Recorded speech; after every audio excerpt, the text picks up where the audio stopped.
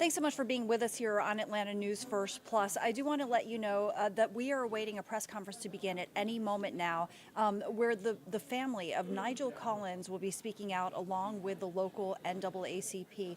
I want to show you the image of some of the images of Nygil Cullins and just kind of refresh your memory about who he is and his story. So Nygil Cullins was a young man. He was 22 years old who was shot and killed by police, and it happened inside of a Buckhead restaurant, Fogo De Chao, there's some dispute over the circumstances surrounding Mr. Cullins' death. I want to show you just this live look inside where this press conference is expected to begin just moments from now, and again, the family of Mr. Cullins and the Georgia NAACP president are expected to speak at any moment now. So we're going to take you inside live. But back to just the backstory of what happened to 22-year-old Nygil Cullins. Again, it was 2 years ago that he was shot and killed by police inside of a Buckhead restaurant. And for the last 2 years, really, his family members have really stood by the story that their son was having a mental health crisis, was not posing a threat to people inside that Buckhead restaurant, Fogo De Chao. Police claim that Mr. Cullins was armed with a gun, refused to leave, allegedly shot a security guard, prompting police to then open fire, shooting and killing Cullins. Well, there has been newly released body camera footage. Again, this body camera footage just released, and I want to warn you, it's a little bit disturbing, quite disturbing actually. And here's a look at it. And this is inside that restaurant, Fogo De Chao in Buckhead, the night in question back in 2022. And I want to let you know that there's been a lawsuit filed by Mr. Cullins' family against not just the Atlanta police officers involved, but also the restaurant, also the security guard and his company involved in this deadly shooting. And again, this is the family suing these individuals for essentially the death of 22-year-old Nygil Cullins. And they say that the security guard had given false information claiming that Nygil was a threat when he really wasn't, when he was essentially having a mental health crisis. And they claimed that, he was legally carrying a gun in a holster on his belt, and he was well within his rights, and he was not causing, an issue by doing so. He was just exercising his right to bear arms. But the security guard, according to the lawsuit, claims that he was hit with a taser without warning or justification, and Nygil started to leave in fear, according to the lawsuit, and the security guard tackled Nygil Cullins, grabbed for his gun, which caused it to go off and hit the security guard, the suit says. That's when two officers fatally shot Nygil Cullins. I want to get now to this report prepared by my colleague Tori Cooper, showing you this disturbing video. Police walk up to Cullins, who is sitting at the bar with a gun in his waistband. Cullins puts his hands up, and then police rush him to the ground and tell him to keep his hands off the gun and put his hands on his head. It appears from the video that Cullins grabs his gun while he's being tased by police. APD froze the video and added a red circle around what appears to be the gun in Cullins' hand. Shortly after, Cullins gets up and starts running through the restaurant, gun in hand, and is tackled at the door by a security guard. This is when things take a dramatic turn. Right after Cullins is tackled to the ground, a gunshot is heard. Police say it was fired from Cullins' weapon at the security guard. An officer then shoots Cullins more than 6 times. Cullins puts his hands by his side. The gun is on the floor beside him. Police shoot 5 more times, and Cullins died shortly after.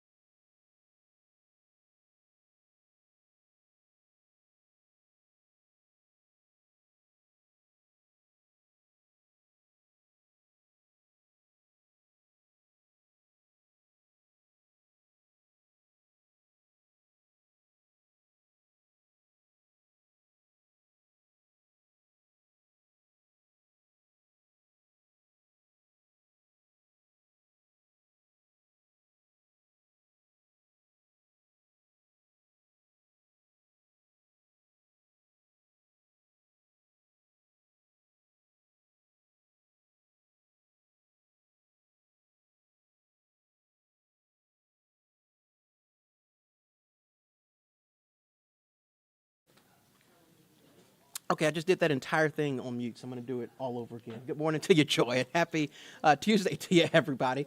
Mostly sunny skies. That is what we are looking at right now. Really nice day here across Metro Atlanta. Another day with lower humidity, so you don't have to worry about it feeling bad on your skin. I'm First Alert Meteorologist Rodney Harris, by the way.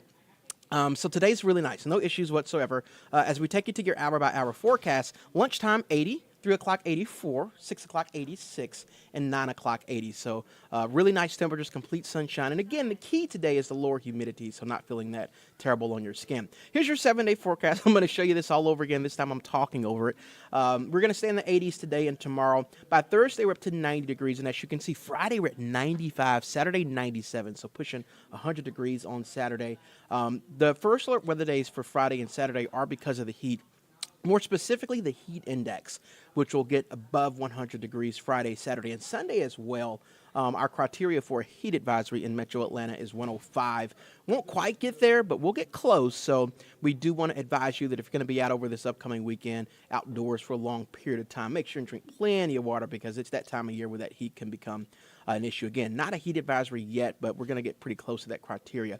So that's why we have those first alert weather days at the end of the week, when those temperatures are in the mid and even upper 90s. There's only 2 chances of rain on your 7-day forecast. It's a slight chance of rain at 20% for Sunday and Monday. So this week looks fairly dry. It's really just all about the heat. And again, the first part of this week, the humidity is pretty low, so not feeling that terrible. But by Friday, that humidity will go up high enough to where you'll definitely notice that on your skin if you'll be out and about. We'll keep you up to date on this forecast with an update on Atlanta News First at noon, always in the First Alert Weather app. We hope you guys have an amazing Tuesday. And until next time, we'll see you soon. We are standing by for this breaking news, so we'll keep you up to date on that as well.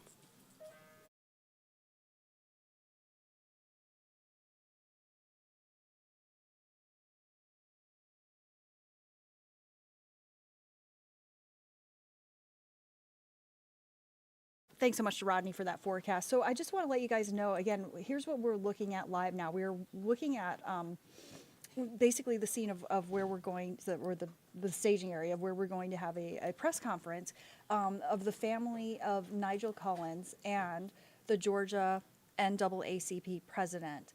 And they're going to speak really at any moment now. So let me show you. This is Nygil Cullins. And just refreshing your memory, especially if you're just joining us, Nygil Cullins, this young man, was 22 years old when he was shot and killed by police inside of that restaurant that you're looking at, that Fogo De Chao restaurant in Buckhead. And there's a lot of dispute over exactly what happened. And just within the last 24 hours, police released body camera footage of this incident. I'm going to warn you, this is disturbing. You're going to probably find this disturbing. So this is footage of police approaching Nygil Cullins inside of that Buckhead restaurant. You see him put up his hands, you see him get down on the ground. And we're not showing you, I don't want to show you what happens after that without care. So I am going to show you a little more than this. But there's a lot of dispute about what happened because the family of Nygil Cullins says that he was having a mental health crisis and he was not posing any sort of threat to anyone at the restaurant. They say that he was legally carrying a weapon in the holster on his belt and exercising his right to bear arms, and was being peaceful and was sitting inside this restaurant where, here's, I think, some important background. The family says that he actually used to work at this restaurant. So he had friends there. You know, he knew people, he knew the layout, he was comfortable there, and it was just kind of a hangout. So he was there hanging out. But apparently someone at the restaurant called police multiple times and, you know, claimed that he was, you know, breaching the peace and was a threat in some form or fashion. Police arrived.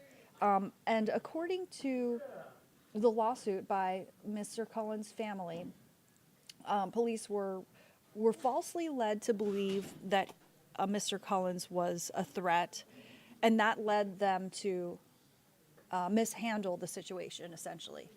And so the family of Mr. Cullins has now sued the restaurant, the security guard, the company of the security guard that worked for the restaurant, but they've also sued the city of Atlanta and the officers involved in this shooting. So, you know, there's dispute over what exactly led up to this and whether it was justified. Police say that Cullins was refusing to leave and armed with a gun. The family does admit he was armed with a gun. They say that's fine. He has a legal right. He was legally carrying. Police say he refused to leave and allegedly shot a security guard, prompting police to shoot and kill him. And, you know, here's an interesting detail that Mr. Cullins' family actually claims that that he did not shoot the security guard. That essentially his gun went off during a scuffle, and that essentially it led it. I should say more specifically, what the lawsuit claims, the lawsuit of his family claims, is that the security guard tackled Nygil and grabbed for his handgun, which caused it to go off and hit the guard, according to the lawsuit. That it was not Mr. Cullins who fired the weapon, but essentially the security guard tackling him and grabbing his gun, which caused it to go off. That is according to the family of Nygil Cullins. So that is really, that's really one of the main points about this case is, did Mr. Cullins shoot the security guard?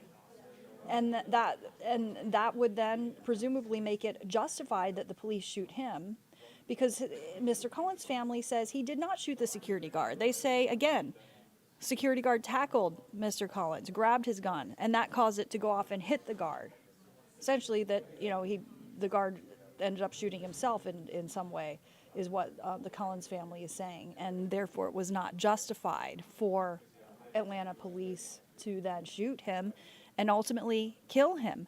The Georgia NAACP president, Gerald Griggs, reviewed the body camera footage and will be speaking a short time from now, at any moment now, and said that the officers shot Nygil Cullins more than 10 times.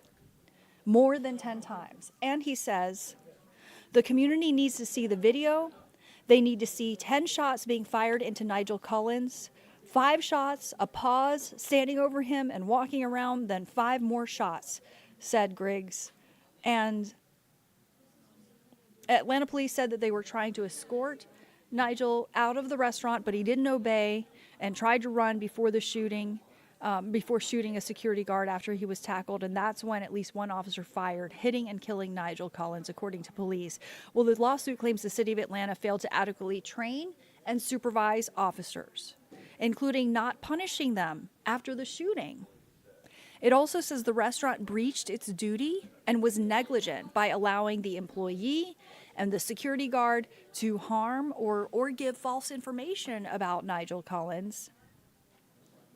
And Maya Cullins, Nygil's mother, previously told Atlanta News First that she and her husband were with Nygil earlier this day, before all this happened that you're looking at right now, and that he was having a mental health crisis. And she said she called 911 to get him help. But Nygil, he left the apartment, and he had been diagnosed with bipolar schizophrenia, apparently left the apartment. The police and paramedics did not respond until almost 2 hours after the call, she claims. She says he did not deserve this. She said, quote, "It's not right. It's not fair. We've got to do better in making sure that people are professionally trained, educated, and well-equipped in each county to make sure that this doesn't keep happening." And she says, "The pain that I feel is a pain I wouldn't wish on my worst enemy. It is a pain that I can't explain." And Nygil's father went on to say, quote, "The system failed my son. Mental health is real."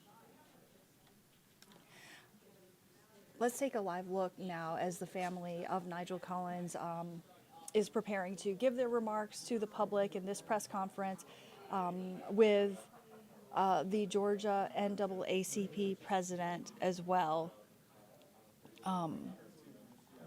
Mr. Gerald Griggs. And again, it's obviously a very emotional time, so it takes a moment. They need their breathing room to get themselves together, because it's obviously very painful and emotional for them to talk about. So we're just kind of being patient and waiting for when they're ready to share their story with us, as this newly released body camera footage is now out.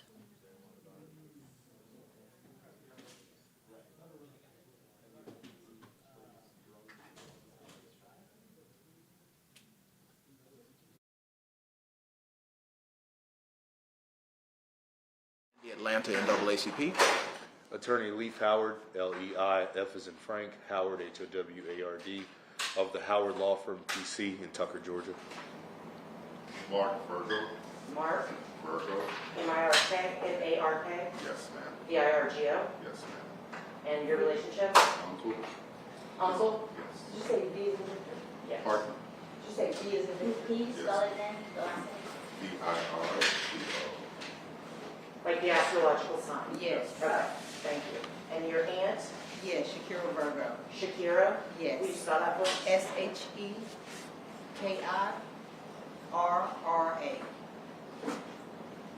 Thank you so very much. And the Howard Law Firm was, we did file a lawsuit in this case, so we do represent the Cullins family.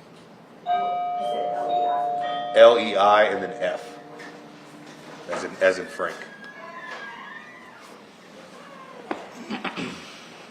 L-E-I. Should I sign? Is that the middle initial? Yes. No, L-E-I-F. Quentin. Leaf, pronounced Leaf. Oh, Watch out. Quentin, you can sit right here.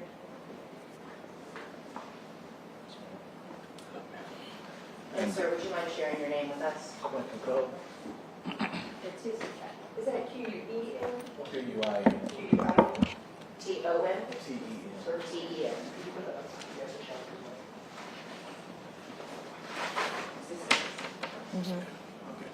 And so we're gonna go ahead and get started.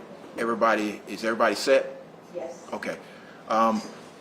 So again, we're here because of the release of the surveillance footage and the body camera in the case where Nygil Cullins was shot and killed by Atlanta police on May the 18th, 2022.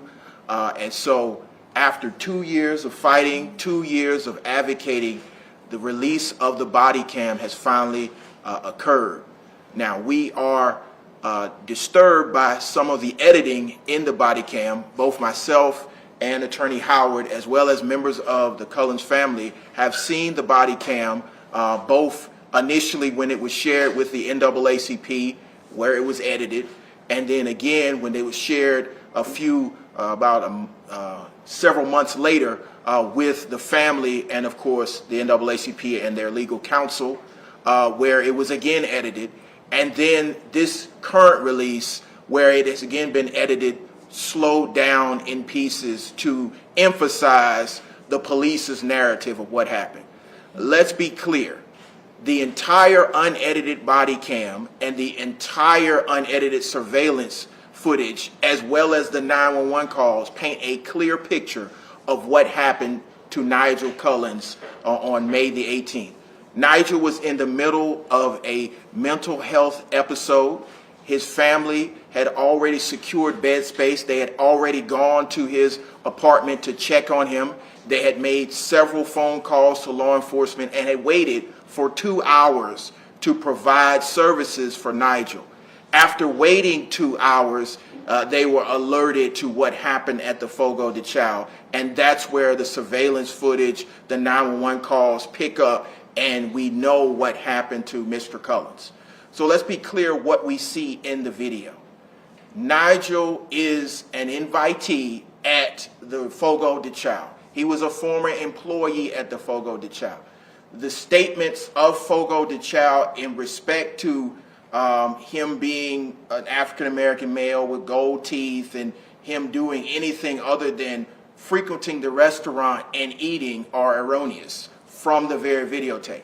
At no point while he's in the Fogo De Chao does Nygil commit any crime. He's actually eating the food. He hasn't been asked to leave. He hasn't been asked to pay for the food. He's eating and interacting with patrons. Now, he is in the middle of a mental health episode, but he was not violating the law. It also should be noted that about a month earlier, the governor had signed constitutional carry, which means that any Georgia citizen who's a lawful carrier can both carry a weapon and conceal the weapon. So at no point was he violating any laws when law enforcement was contacted. In fact, in the 911 call, you hear the 911 operator ask whether or not he was violating any statutes or laws at that point, and of course there were none. So once the police were contacted, had conversations with Fogo De Chao, and interacted with Nygil, the first thing you see in the video footage is Nygil get up and put his hands up and surrender to law enforcement. He's in the process of surrendering to law enforcement. He goes down to the ground to surrender to law enforcement. Now, in the edited portion of the video, they make a big deal on circling the weapon. Again, he's not brandishing the weapon. He's not threatening anybody with the weapon. So the main question that we have for law enforcement is, why was he tased if he's not violating the law? He's tased. The tase agitates him, and he does what any reasonable citizen would do in that particular moment. He tries to get away from the tasing. He runs away from the tasing. Again, at that point, the gun is still in the waistband. He's running away. They attempt to circle what appears to be an object. We can't really make out what that object is. The police are arguing that is in fact a gun. But even at that point, the gun is pointed, if that is a gun, pointed down, and he's running away from law enforcement. Again, after he's contacted and he's tased, he's still not committing a crime, because there's no lawful reason for them to detain him, because he's not committing a crime at that point.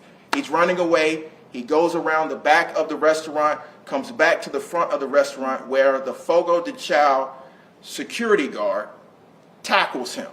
You clearly see him being tackled. You don't see what happens to the gun. You don't even see the gun. You hear the gun discharge.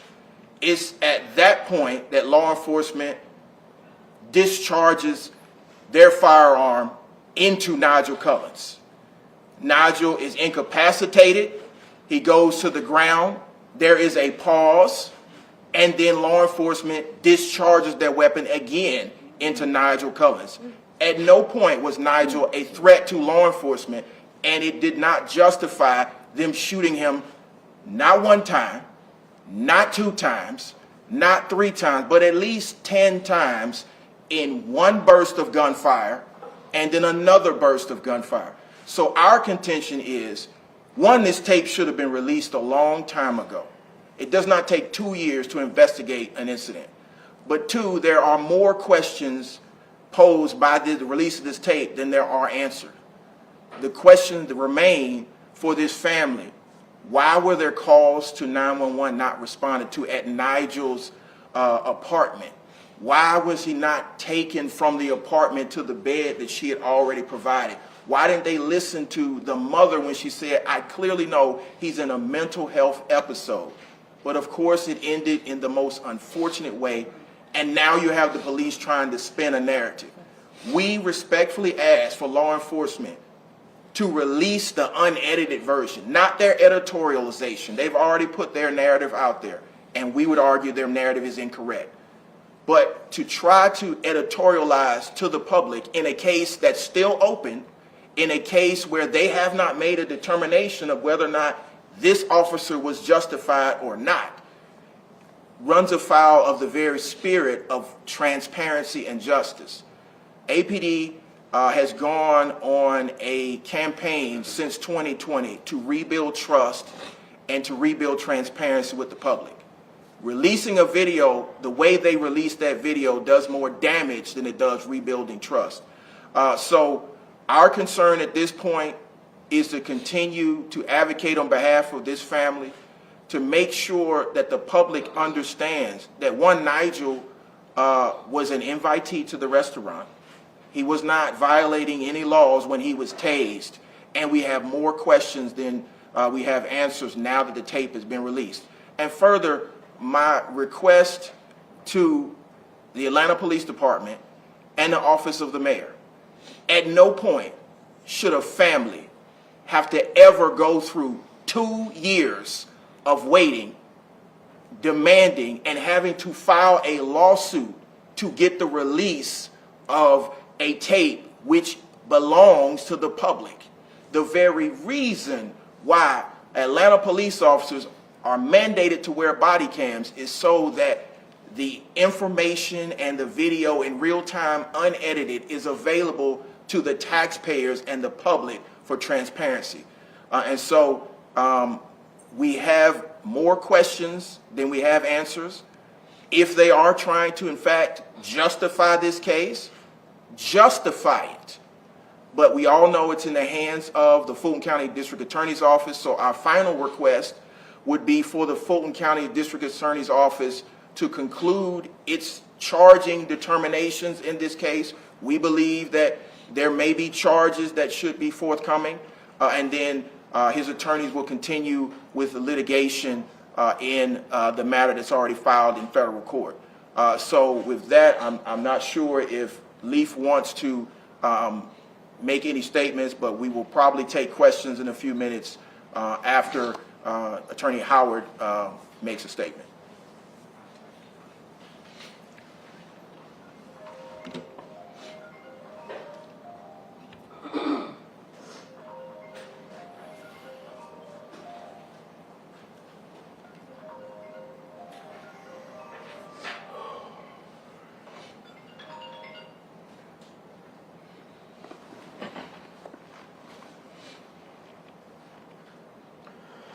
Yesterday, the city of Atlanta released restaurant surveillance video, edited law enforcement body camera videos, and some of the 911 calls related to the shooting and death of Nygil Cullins. The body camera video was edited for one reason, so that you, the public, come to the conclusion that the shooting of Nygil Cullins was justified. It was not. So what did they not release yesterday? Did you hear the 911 call where Nygil Cullins' mother was begging for medical assistance because her son was going through a mental health crisis? Did they tell you it took around 2 hours for them to respond, and by that time he had left the location? They released 911 calls where the restaurant tells law enforcement that there's an armed black man with gold teeth in the restaurant who has yelled at patrons, shoved a bartender out of the way, and who did not pay for his food. At what point in the video did you see Nygil push the bartender away? Nygil, as an invitee and patron, was still eating his food when the police arrived, so how can you say he isn't paying for his food? At what point is he yelling at patrons in the restaurant? Or is he simply eating his food, scrolling through his phone, and casually talking to people who are in his vicinity? And why are the employees of the restaurant describing Nygil to the police as a black man acting strange with gold teeth instead of Nygil, our former coworker? He was an employee at this exact restaurant weeks before the incident, yet they are all acting like they don't know who he is. How many times do we have to see folks lying to the police that a black man has committed a crime when he has not?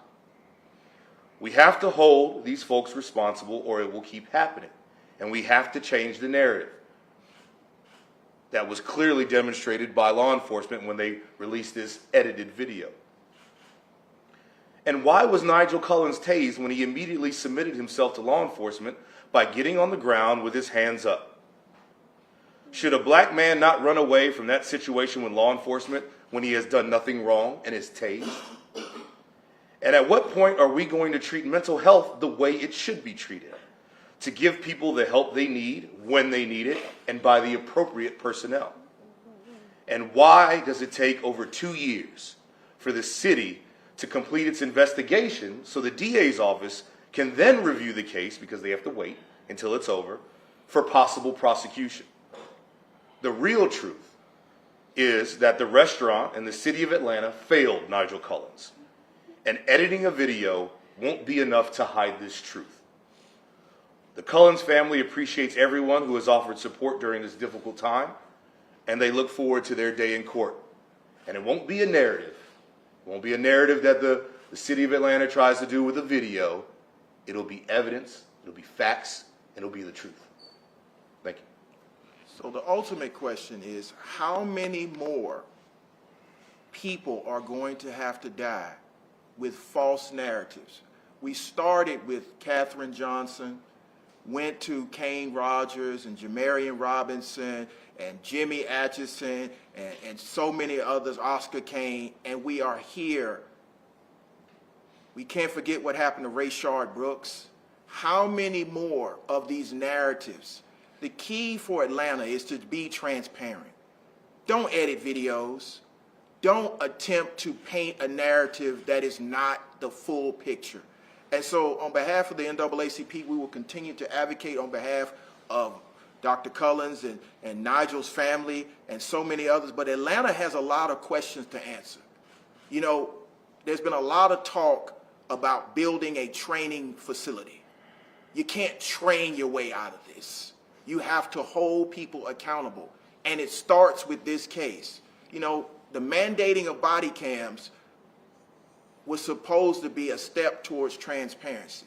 But now that we're editing footage instead of releasing the footage in a timely fashion, like, I don't know, 30 days after the incident, which is long enough to investigate, to lock in witnesses, to make sure testimony doesn't change, that's not transparent. But definitely waiting 2 years, having a family have to beg, plead, march, communicate with elected officials, and finally file a lawsuit before the light of transparency shines. And then the release of edited tape is more of a slap in the face. So the ball is in the city of Atlanta's court. It's time to be transparent. It's time to hold folks accountable. It's time to change policy. It's time to make this family whole. And it's time to be clear with the public about what really happened to Nygil Cullins at the Fogo De Chao restaurant. With that, we'd be open to any questions. I have a question for the family. What is your reaction after seeing the video? Anyone? It's disgusting that they would sit and paint a picture that's still not true. A lot of the things in their initial narrative does not equate to what we saw. So our response to it, we want justice. And we're going to do everything that we can to ensure that happens. Ms. Forgero, or anyone can answer this. Did APD give a reason as to why they edited the video? No, they did not give a reason, and I, as well as Attorney Howard, specifically asked in multiple communications to release the unedited video. And as much as we appreciate, after having to file a lawsuit, that they released the video, you should have done this a long time ago. You should have been clear with the public from the beginning, and you definitely shouldn't have edited the video. Just release the video. And let's be clear, I've seen the video at least 3 times now. The first time I saw the video, it stops at the first shooting. Why would you edit after the first shooting? But then we saw it the second time, and we saw it in real time, not slowed down, instant replay, but real time, where you can clearly see that he's shot. The officer stands over him and then pauses and then fires some more. So what we saw yesterday was an attempt at being Steven Spielberg and redirecting what happened, and that's not appropriate for the city of Atlanta. Have you guys talked to Fogo County DA Fannie Willis about this case already, or were you waiting for APD to conclude their investigation and then approach the DA? Well, go ahead. We still don't know if APD has completed their investigation. That's for them. But yes, we have spoken with the Office of the District Attorney's Office, and they are still investigating, and we're hopeful that they will give us a conclusion soon. Mr. Cullins, your reaction to seeing the video?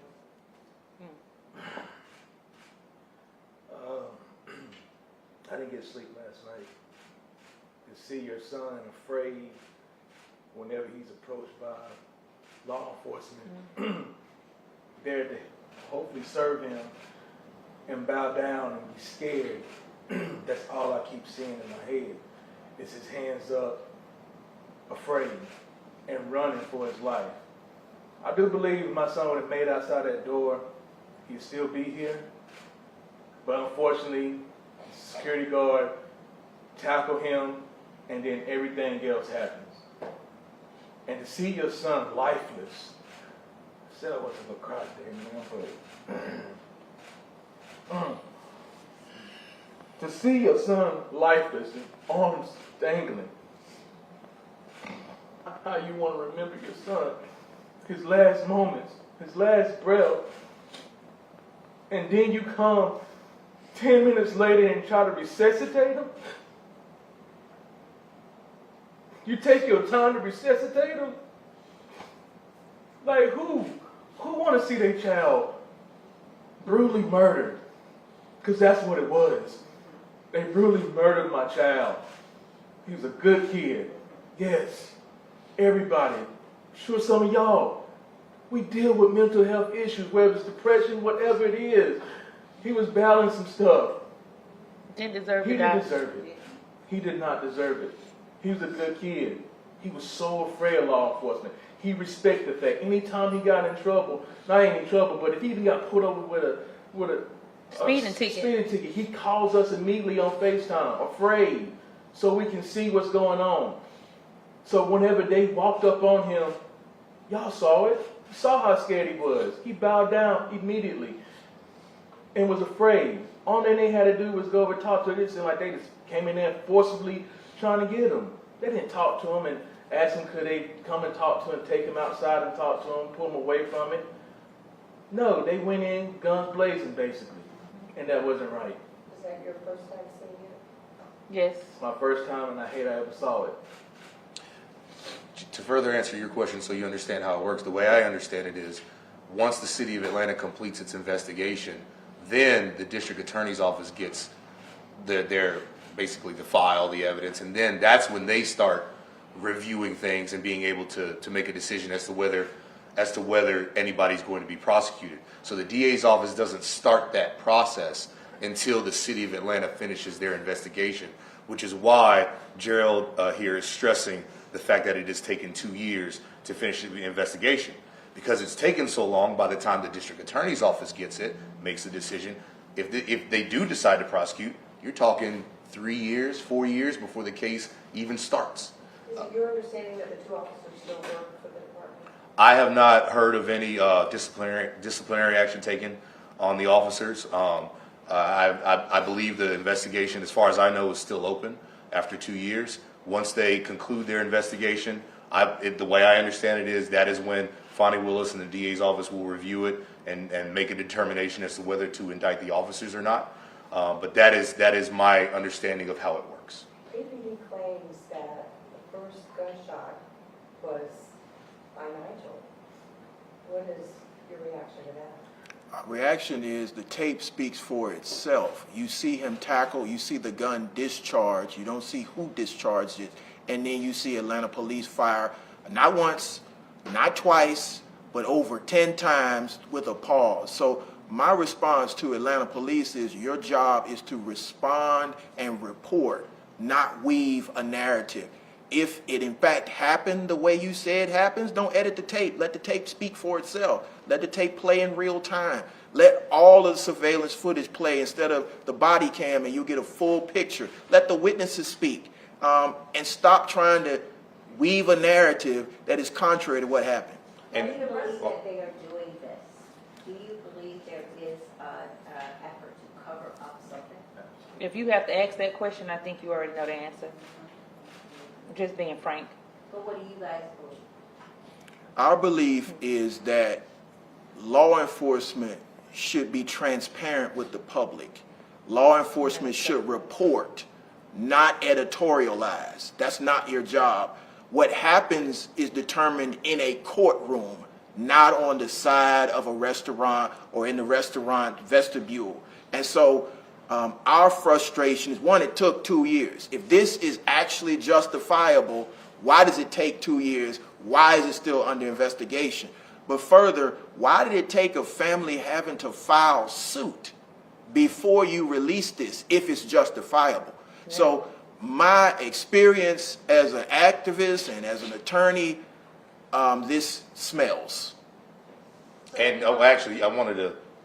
You asked a very good question about the firearm, and if you look at the video, you see the red circling of what they believe to be a firearm during the video, the editing of it. And to respond to your question, that's why in my statement to you all, I brought up how we even got to that point in the first place. The 911 calls by the restaurant, lying, saying that he had committed a crime of violence to law enforcement before law enforcement arrived. The fact that he was tased when he had got on the ground with his hands up, even right when the law enforcement walks in, he gets down and puts his hands up, and he was still tased. So to answer your question, what I would like for you and the public to look at is how, and the 2 hours it took for them to get there to address the mental health situation. All these things happening, how did we get to the point where Nygil is being tackled by security? How did we get to the point where he's being tased when he didn't do anything wrong, and now he's scared and he believes he's running for his life? Like, how did we get there? And I know with the circling of the firearm that is an intentional act to say this man is walking with a gun. He's a danger. He's running with a gun in a restaurant. We have to eliminate the threat. I understand that's why the gun is being circled. But what I would ask the public and what I would ask everybody to really think about is, how did we get to this point where Nygil, because hours ago she called asking for help. How did we get to the point where he's being tackled by security and then fired upon and dead? Were you guys able to do an autopsy on Nygil's body, and did you find out how many gunshot wounds he had? Because we see, like you mentioned, at least 10 shots in the beginning, and then seconds after, we see another round of shots. I believe it's still under investigation by the GBI. So once the GBI comes back with their report, everybody will find out how many shots were fired. The lawsuit you filed was strictly to get the body camera video released, correct? No. Okay. I would refer you to the complaint. Just review the complaint, and it'll show you all of the legal arguments as to why the parties, the defendants that were sued, why we believe that they're liable. So I would just refer you to. When exactly was that lawsuit filed? I don't remember the exact date, but if you just look at the lawsuit, it'll explain. Yeah, I need to get it'll it. explain everything to Was you. it last year? When No, it was No, filed. no, It was filed in May of this year. May of, okay. All right, so it has a list. And then just, would you quickly recap everyone that you want held accountable in this? Just quickly, briefly recap all of that. To answer that, I would ask that you look at the complaint. The complaint specifically labels who the defendants are in the lawsuit. So I would ask that you look at the complaint and read the complaint as to the reasons why we believe that those parties are liable. As far as the restaurant, basically they were saying that he was acting erratically, right? Do you have any video to counter that accusation? And with the employees that made phone calls that you're saying about things that did not happen, would you look to possibly sue them? Do you believe that they're at fault as well? Well, I think the video speaks for itself of how he was acting. They released the video. You can see that he was interacting with individuals. He wasn't threatening anybody. He was eating his food. He didn't physically assault anybody. So I think the video speaks to who's telling the truth. I'm talking about surveillance video from. Yes, I'm talking about. From there. Yes. So if the surveillance video doesn't show any of that, and you have employees calling 911 saying, hey, this is what's happening, then what kind of,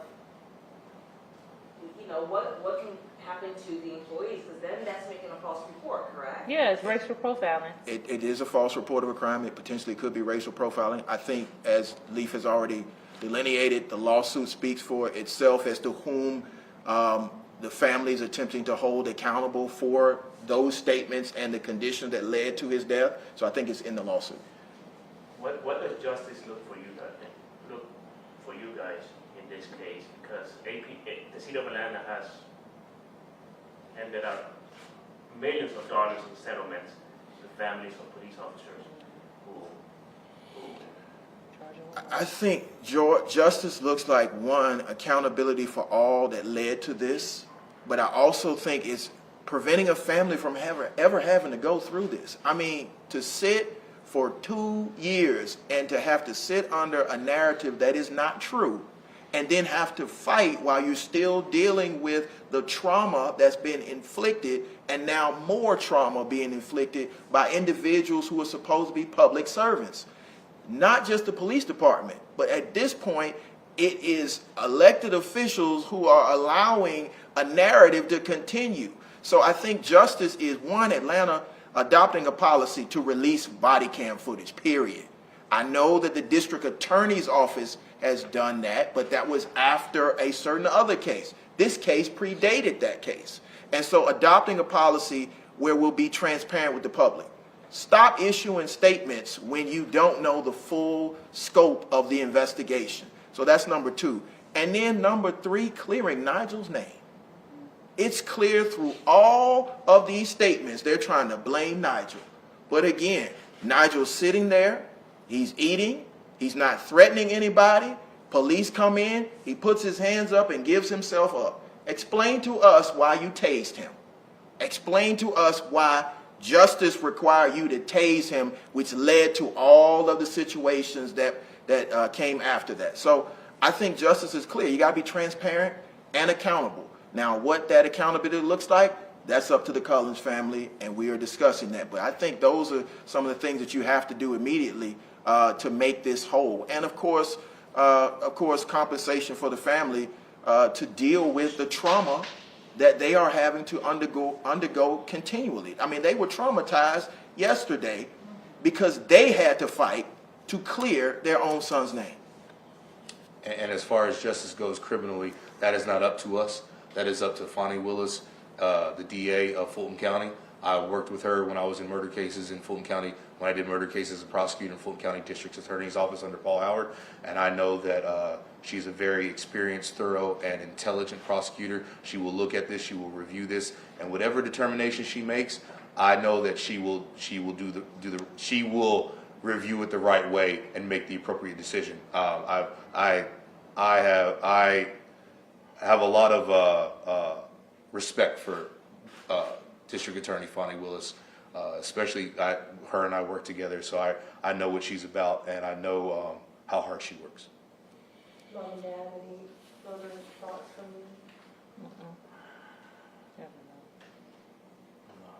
Attorneys have said no. Thank you, Dr. We just thank you for coming and allowing them to speak the truth. And we hope that the city of Atlanta will get on the path towards transparency and accountability. The ball's in their court now. Thank you so much. MYA. Maya, MYA. Cullins. Cullins. Quentin Cullins. It's just like your first name. Quinten.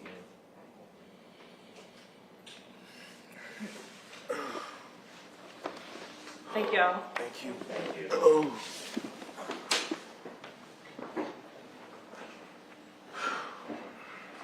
You okay? All right, so you have just been watching live that press conference being held by the family of Nygil Cullins, and this is in response. Here, let me show you the image of Nygil Cullins. He's the 22-year-old man who was shot and killed by Atlanta police inside a Buckhead restaurant, the Fogo De Chao restaurant, and you hear that his family, they're heartbroken, they're outraged, and the Georgia NAACP president joining them in speaking about what happened. And I'm just going to show you this image. It's so sad. You can see Mr. Cullins' father so emotional there, and I'm going to break away, but it shows how devastating this really is for the family. I want to just show a little respect for their privacy, so I'm going to get off of that shot. But they have sued, again, the city of Atlanta, the officers involved, the restaurant, Fogo De Chao restaurant, the security company that employed the security guard involved in the deadly shooting of Nygil Cullins. And in this press conference that we heard just moments ago, we heard Cullins' father say that his son was, quote, brutally murdered. That is a direct quote, brutally murdered, and that, quote, he didn't deserve it. Again, his family has maintained he was having a mental health crisis on the day in question, and they're asking, why did it take so long? Why did it take 2 hours for police to respond to the calls about his mental health crisis? And they claim that his mother had reserved a bed for him, and he was diagnosed with bipolar schizophrenia, and that the police response was completely inappropriate. They are also calling for police to release the unedited video. The Georgia NAACP president has said that they have basically been begging for the video to be released for the last 2 years since the shooting happened, and only now we're getting it. And here's a clip of it. And what he's saying is that this is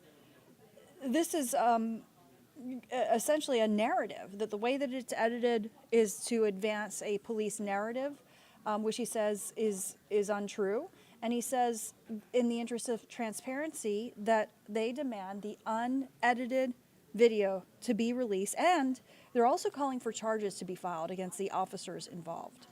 And as the NAACP Georgia president said, quote, police trying to spin a narrative. That's part of his language. Again, we're going to keep watching this story and seeing how it develops, but this is some video of police body camera footage as they approached Nygil Cullins at the Fogo De Chao restaurant in Buckhead in 2022, where Mr. Cullins' family says, you know, he was essentially just hanging out. You know, he had a mental health crisis. He went to this restaurant where he used to work. He was legally armed with a gun in his holster, legally armed, licensed to carry, and he was not a threat, but he was having a mental health crisis, and it was completely inappropriately mishandled, resulting in the death of their son, what Mr. Cullins' father described as brutally murdered. We're going to keep following the latest here on Atlanta News First and Atlanta News First Plus. But again, the family of Nygil Cullins demanding charges to be filed against the officers involved, and the Georgia NAACP president calling for the unedited video to be released, saying that the edits are police trying to spin a narrative. That is a direct quote. We're going to keep following the latest, and please download our free app to get updates sent right to your phone. Thanks for joining us. We'll be back in just a few moments with more of your top stories.